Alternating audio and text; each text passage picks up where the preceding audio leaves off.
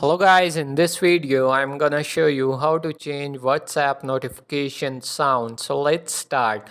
First of all, you have to open your WhatsApp and then click on the three dot icon on the top right corner of your screen and then click on settings.